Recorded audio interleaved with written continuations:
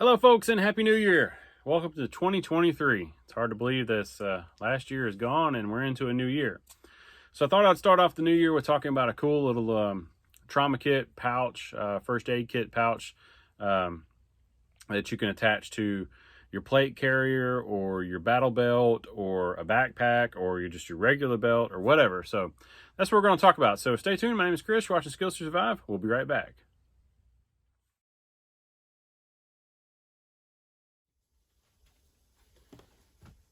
All right, folks, welcome back. So, like I said, we're going to talk about a little new IFAC pouch that I've picked up recently. I've said this in previous videos, and I've also, when I teach classes on first aid and stop the bleed, my first question to my class is, how many of us carry like a knife every day?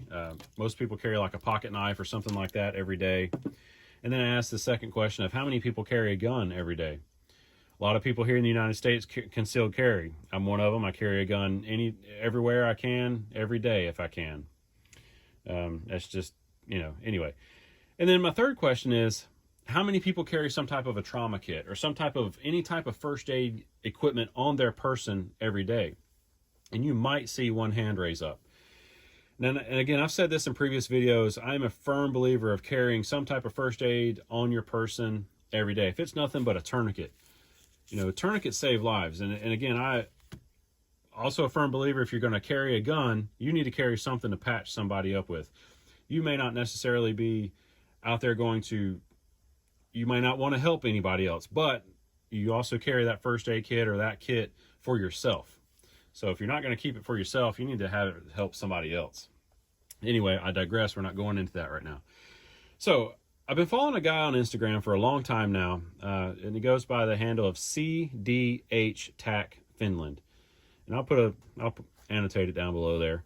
So, pretty cool guy, makes various pouches, and occasionally he'll make backpacks, stuff like that. But he's in the military over there, been in the military over in Finland, I think for like 20 years. But anyway, he's making some pretty cool stuff. Now, there's a lot of different pouches and kits and stuff out on the market now. And I've said this in previous videos as well.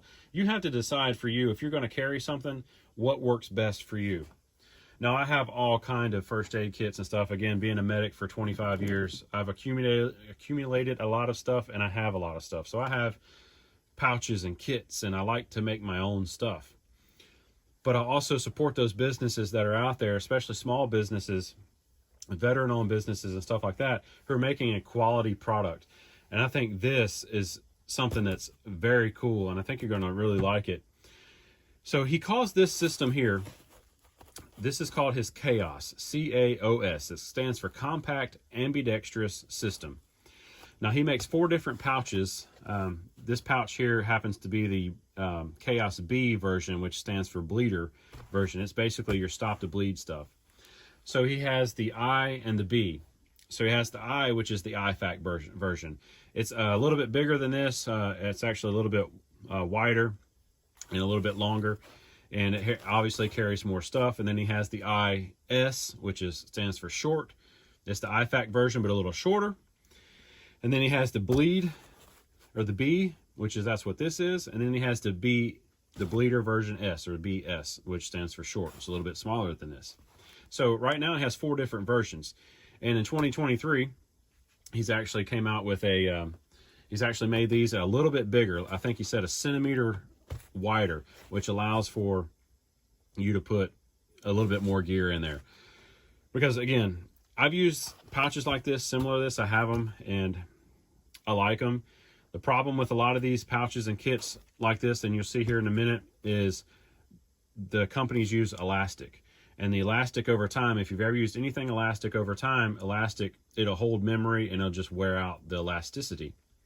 He does not use that elastic in his kits, which that's another reason that really kind of drawn me to them, because he doesn't use any elastic, so it's not going to wear out over time.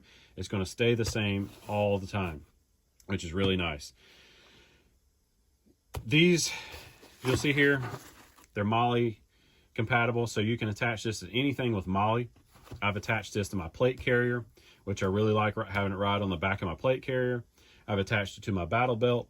you can attach it to you can run just your regular belt through here, or you can attach it to anything with Molle. And that's what I really like too. It's Molle compatible, it has your Molle straps with it.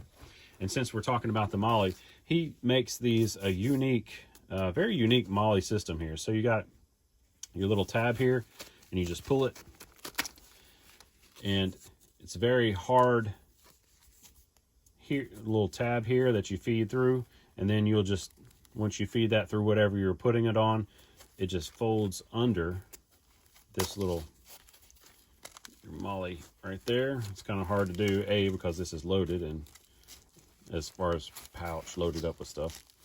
So, and it just folds, just tucks right under there, and it's really holds everything in place. I put this on my plate carrier, ran around with it, put it on my belt, ran around with it. This is not coming off. It is not coming loose. So if you're worried about it coming loose, it's not going to come loose. And again, him being in the military, he's used this on his own duty gear that he uses for the military over there. So I'll have to put the dimensions of this particular kit down below. I'm not real sure. I can't remember everything, obviously. So as you can see, this is multicam on the front here. You have a little first aid symbol here. You can take this out if you want. You can put a different color in there, stuff like that. On the top here, you have a row of Molle. Now, you see I just got one of my wife's hair bands here because this is how I attach a tourniquet to the top.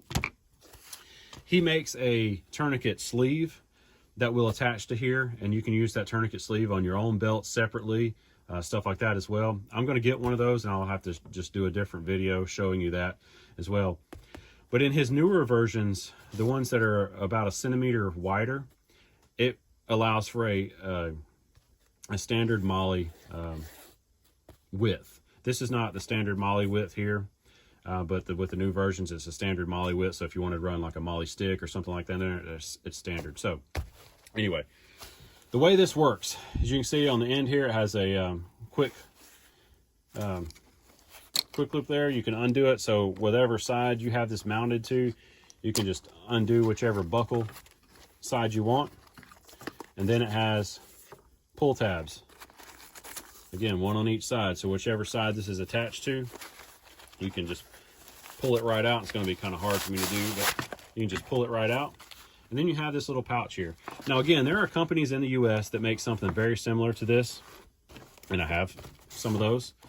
Again, but they also use elastic, and over time, like I said, elastic doesn't, it loses its elasticity. So, and then here's the pouch itself, just the pouch. And on the bottom here, he's added on some Velcro at the bottom, so it does,